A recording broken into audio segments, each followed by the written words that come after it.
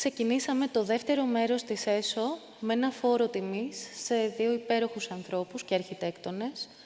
Ο Νίκος Κτενάς και η Μαρία Κοκκίνου θα βρίσκονται πάντα μαζί μας μέσα από την παρακαταθήκη τους.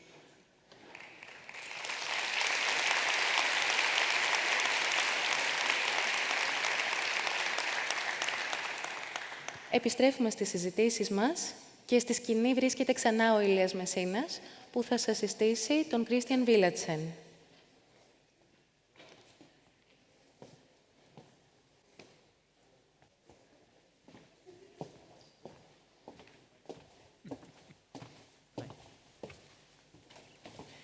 Ευχαριστούμε, Δανάη. Καλησπέρα και πάλι.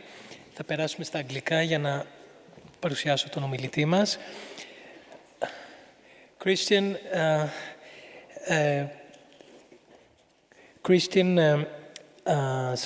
Villadsen is an architect from the team of gehl. He's operating in the span between political will and urban design, which realizes people's vision in everyday life of cities. Kristian leads urban strategies, master plans, concept design, and landscape projects across Europe, North America, and China. Kristian's work puts a focus on sustainable behavior. And the subject of his lecture, his keynote lecture tonight, is urban sustainable behavior. Kristian, please.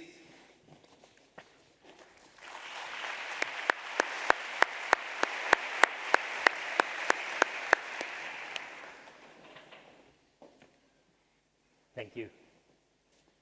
And thank you all for coming back from the break. I can't imagine how much that has taken of you. I'm grateful. My name is Kristian. I'm a director at gehl in Copenhagen, and today I'd like to talk a little bit about how we create urban sustainable behavior. And I think we had a lot of good topics today, and I would maybe just scale up a little bit and talk about how our cities work and how we can influence as architects, as decision makers, as politicians, as developers, how our cities perform from a sustainable point of view. I'm part of the gehl office in Copenhagen, and we're an office that really work with making cities for people. Or actually, I scratched out people and said, maybe we have to start making cities for life. Because in the future, we know that it isn't just about people, it's about biodiversity and it's about sustainability overall. So we need to work on that.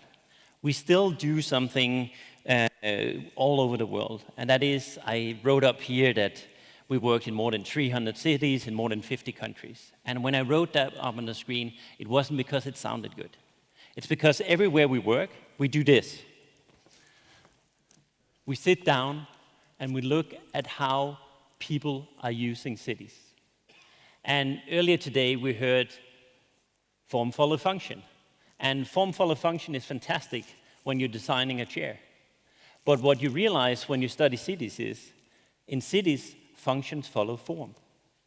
So every time we change the design of our cities, we change how people live their life. And that means all of us in here has something to do with how we shape cities. And we have a huge responsibility in actually making the physical framework on everybody else's life.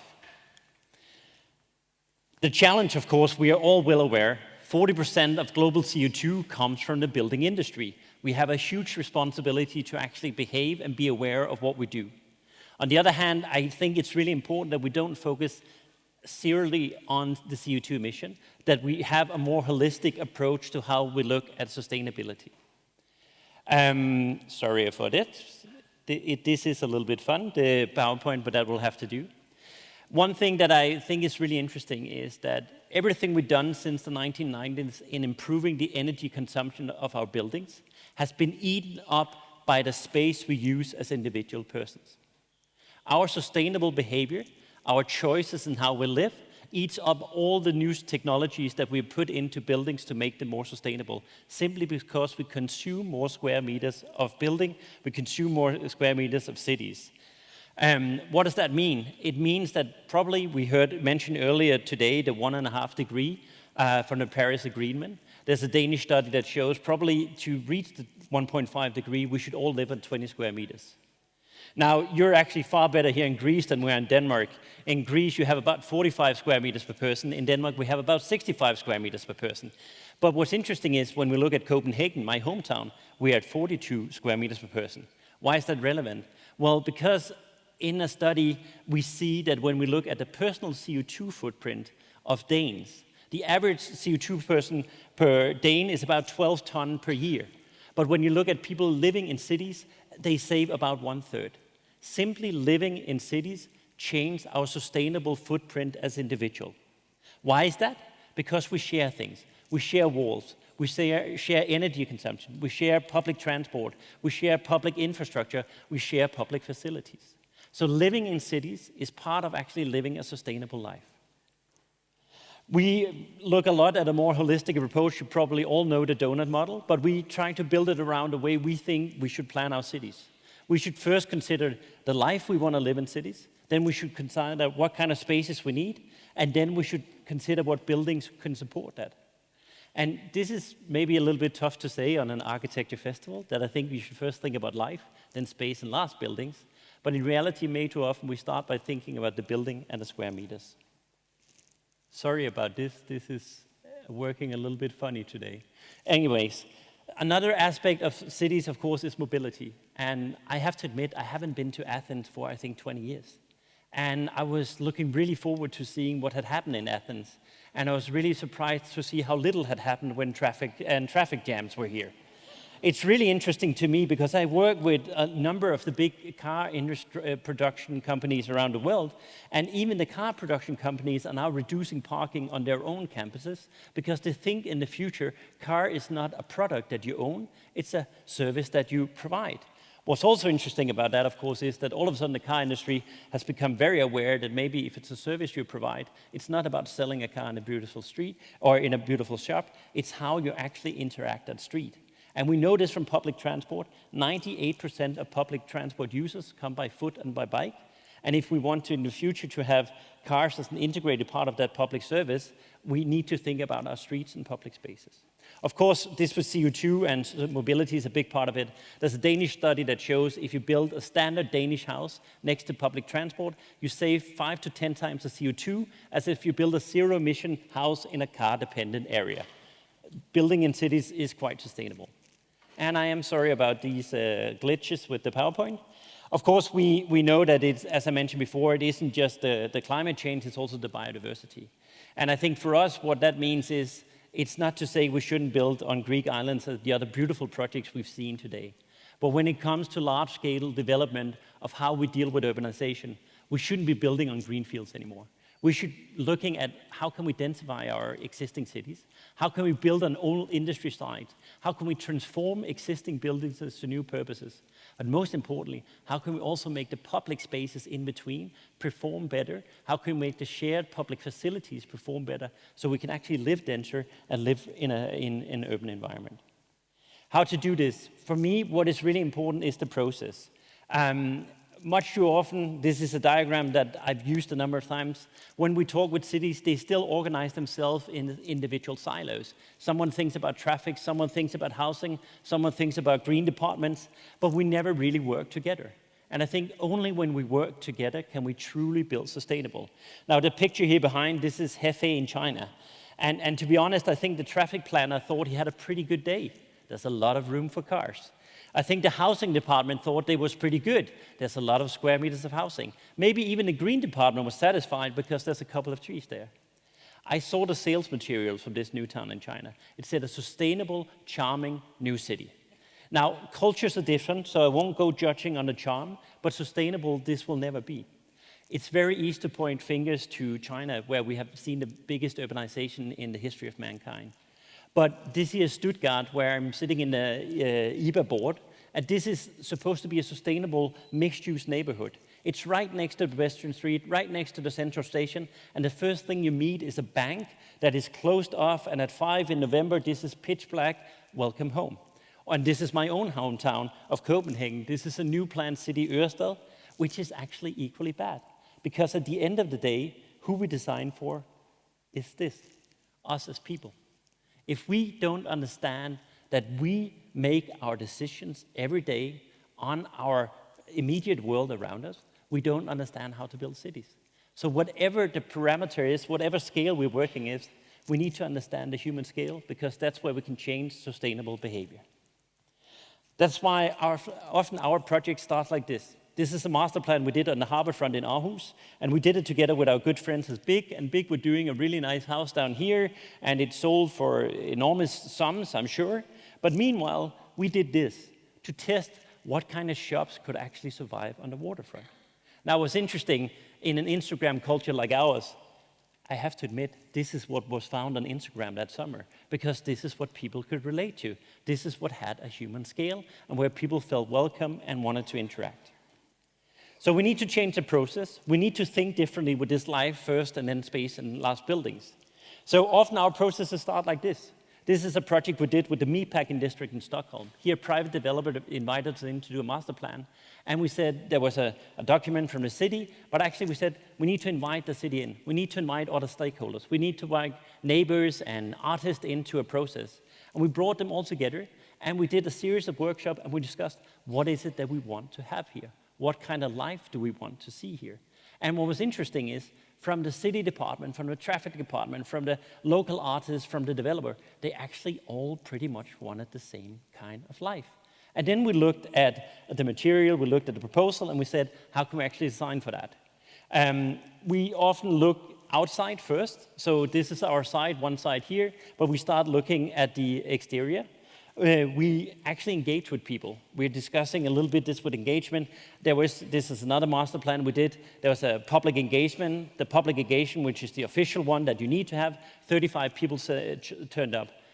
Out of the 35, 17 of them were actually consultants. Meanwhile, we did a temporary pop-up bench down by the water where we wanted to create a public space in the future. And we've got 260 in-depth interviews with people just standing there discussing what kind of life would you like to have in this neighborhood in the future. What we often do when we design is we design the ground floors of buildings together with the public space, because this is actually the fabric that makes up for daily life. We make sure there's eyes on the streets at all time, that you can actually move in a safe environment to public transport. And I am sorry about this, which is interesting. We also we are not architects as in building architects. So when we do a vision for a master plan, we invite architects in, but we invite them in an open process where the city is sitting, the developer is sitting, even the construction workers is sitting, and we discuss how the vision can actually be implemented into final design. And the architects come together not as egos, we heard a little bit about high-rises earlier, but as collaborators, and they make something that actually works inside. So I think it is important that we change the process so we can create new neighborhoods that are really nice.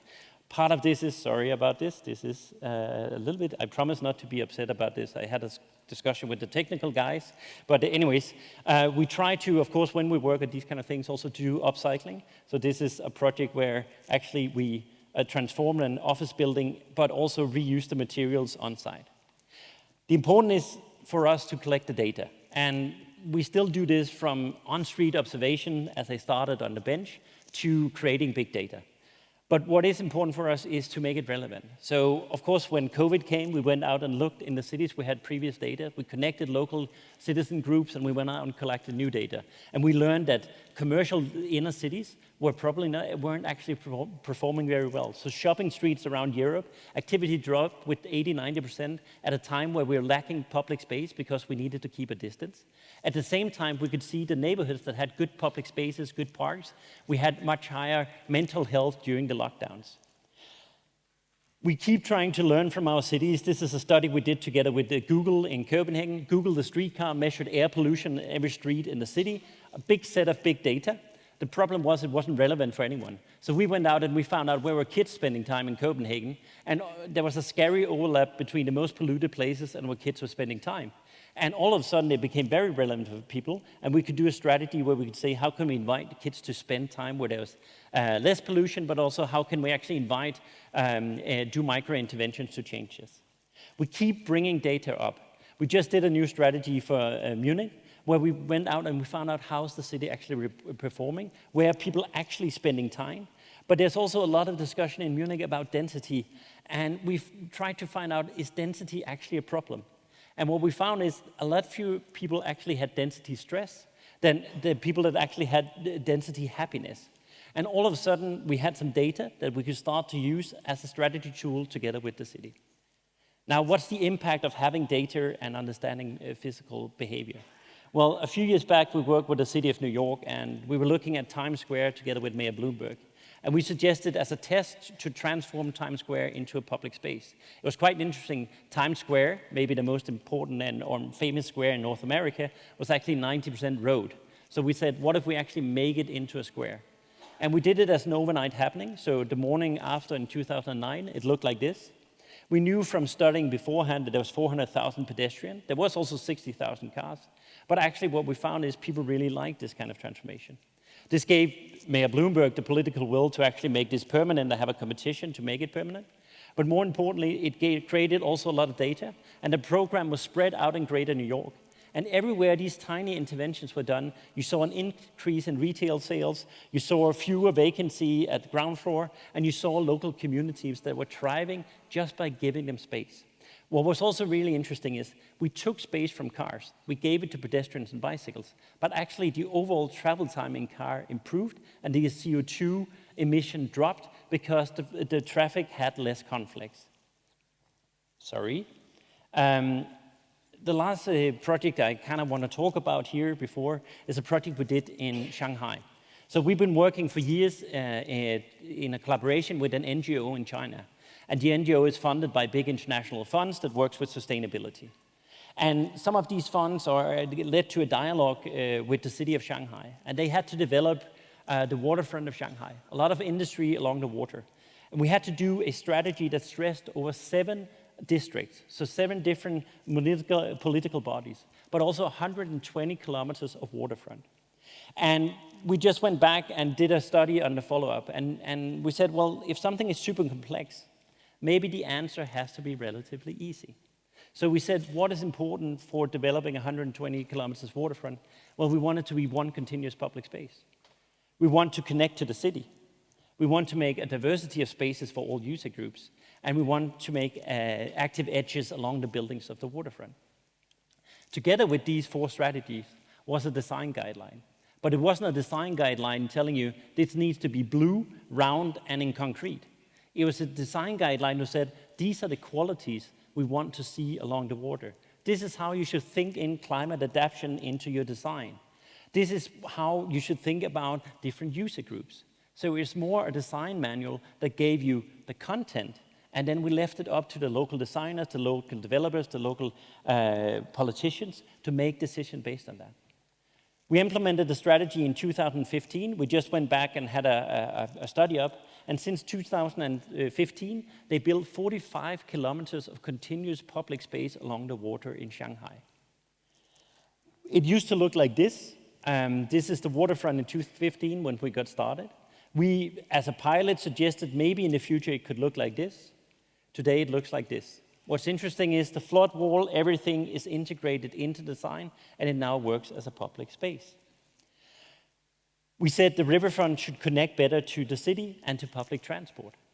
We did a study now, and it showed 83% arrive to the waterfront by foot, by bike, or by public transport, not by car. Also now, 92% of the flood barriers are integrated into the design. This is Nanjinglu, the main pedestrian street in Shanghai.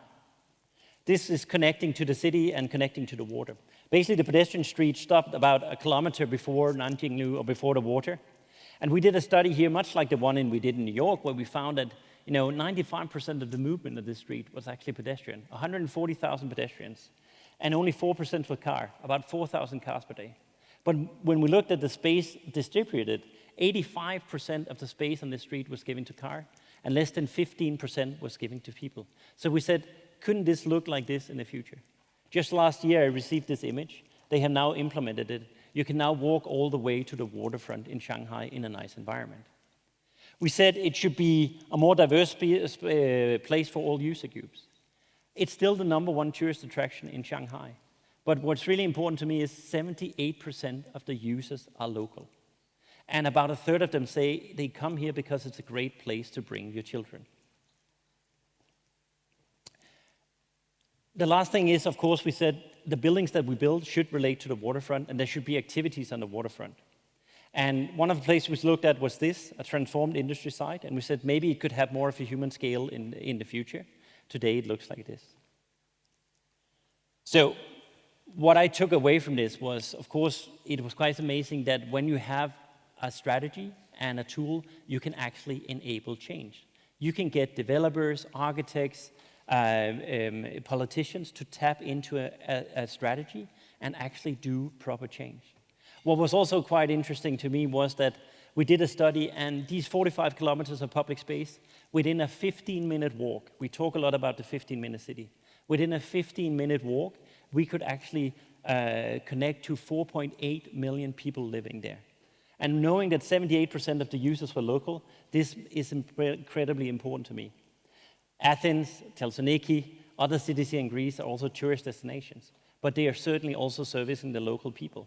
And I think if we are to live denser in the future, if we are to reduce our CO2 footprint and support sustainable behavior, we actually do need to think about how can we create qualities and facilities in our cities, in our public spaces, that allows us to live densely together.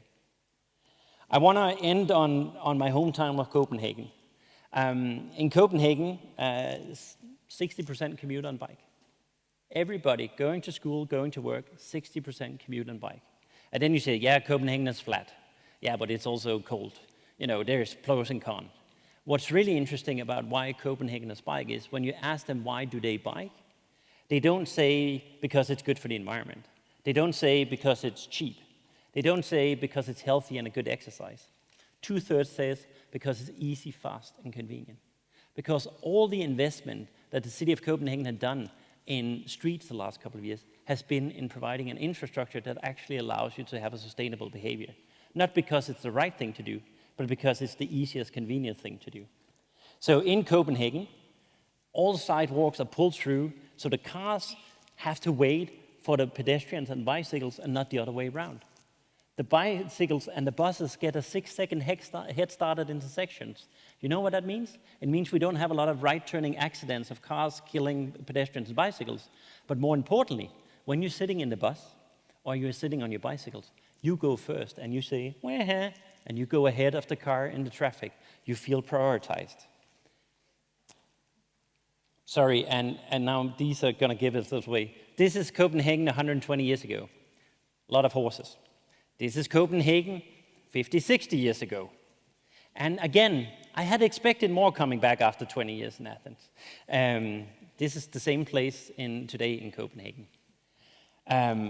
We continue to develop our cities. And the last picture here I wanted to show is just the next project we're working on in Copenhagen. So this is the connection from the City Hall Square. And then you have the central station. You have the famous Tivoli Gardens here. And right now we're working on a project where hopefully in the future it will look like this and extend public transport to the pedestrian network in the inner city, but also bring new qualities to the city. I want to end on a note that we need to design cities where it's easy to do good. And we need to do that on all levels of design. And as urban designers, we enable us. We give the opportunity for architects, politician makers, developers to actually tap into doing these kind of changes. And I hope today that someone will come and grab me, because it's not very sustainable to go to Athens from Copenhagen on a day. The only thing sustainable about my trip here was that I biked to the airport in Copenhagen. So I hope you get inspired, you steal some ideas, or you come have a talk, so we can actually do some change in the cities of Greece as well, but also inspire each other and learn from each other. Thank you.